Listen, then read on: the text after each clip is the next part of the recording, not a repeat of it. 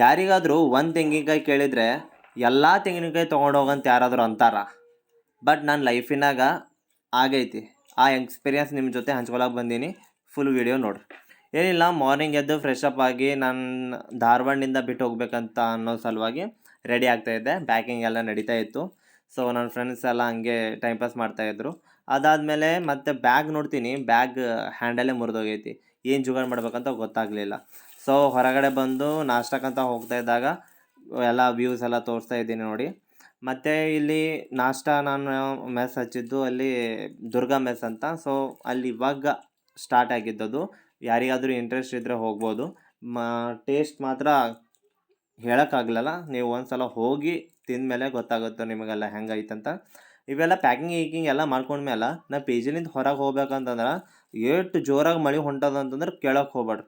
But ಅದರೊಳಗೂ ಏನು ಮಾಡೋಕ್ಕಾಗಲ್ಲ ಅಂತ ರ್ಯಾಪಿಡೋ ಬುಕ್ ಮಾಡಿ ಆಟೋ ಬಂತು. ಆಟೋದಾಗೆಲ್ಲ ಮಜಾ ಮಾಡ್ಕೊತಾ ನಡೆದ್ವಿ. ಹೋಗೋದಾಗಣ ಅಲ್ಲಿ ಸ್ಟೇಷನ್ ಹತ್ರ ಟಿಕೆಟ್ ತಗೊಂಡ್ವಿ.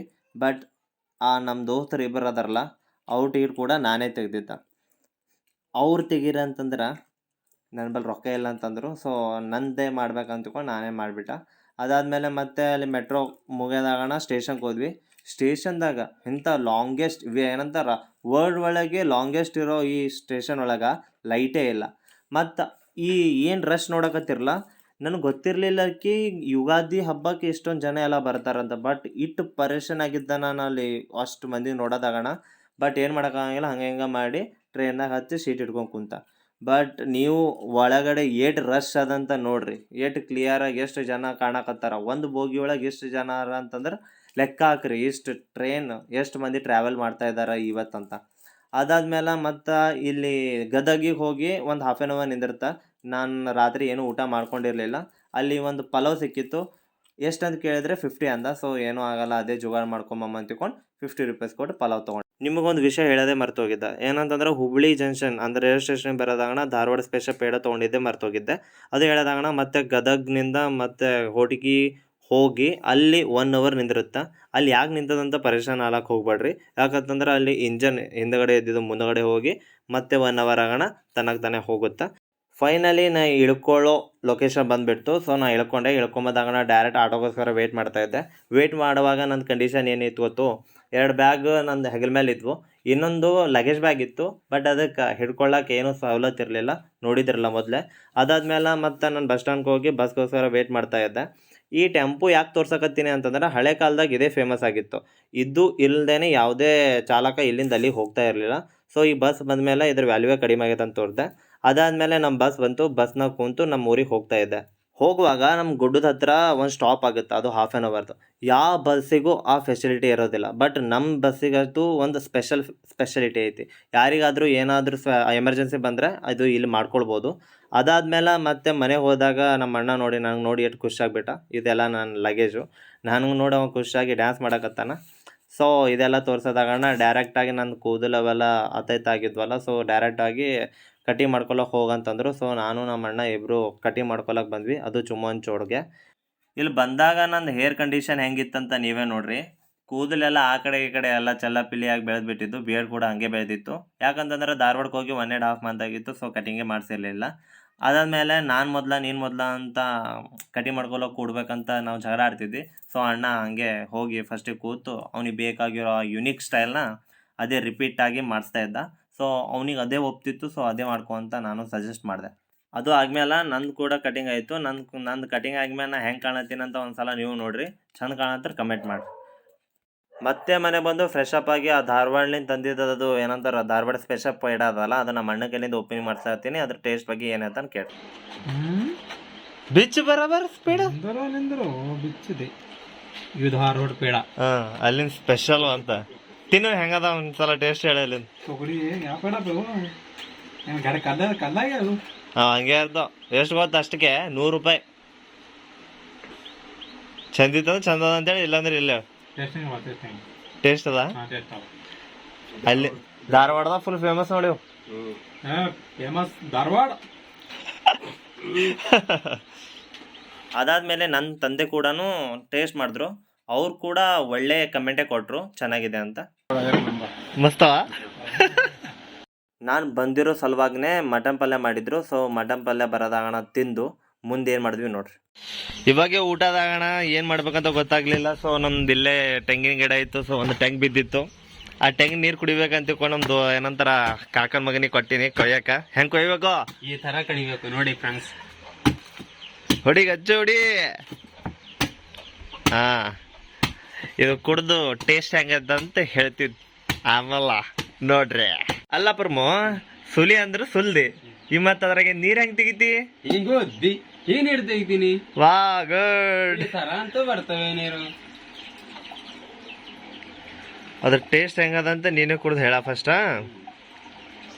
ಒಂದ್ ಟೆಂಗ್ನಾಗ ನೀರ್ ಎಷ್ಟು ಬರ್ತಾವ? ಒಂದ್ ಜಗ್ಗು. ಅಯ್ಯ, ಒಂದ್ ಜಾಗ ಅಲ್ಲ ಗುರು, ಏಟದ ನೋಡೋದು ಖಾಲಿ ಇಷ್ಟೇ. ಓಕೆ, ಟೇಸ್ಟ್ ನೋಡ. ಆಹಾ, ಆನಂದ. ಸುಳ್ಳು ಕೊಡು. ಟಂಗದಲ್ಲಿ ತಿನ್ಬಾರ್ದು. ಏ ಕೊಡು ಕೊಡು ಕೊಡು. ಒಟ್ಟು ಕೊಡಿ.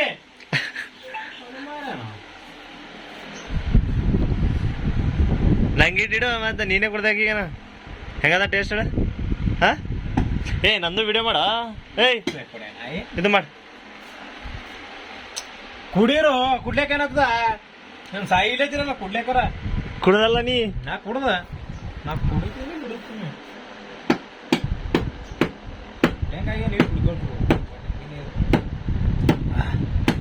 ನಿಜ ಹೇಳ್ತೀನಿ, ಟೇಸ್ಟ್ ಮಾತ್ರ ಗಿಚ್ಚಿ ಅದ. ಯಾರಿಗಾದ್ರೂ ಇದ್ರ ಟೇಸ್ಟ್ ನೋಡೋದಿತ್ತಂದ್ರೆ ನಮ್ಮೂರಿಗೆ ಬರ.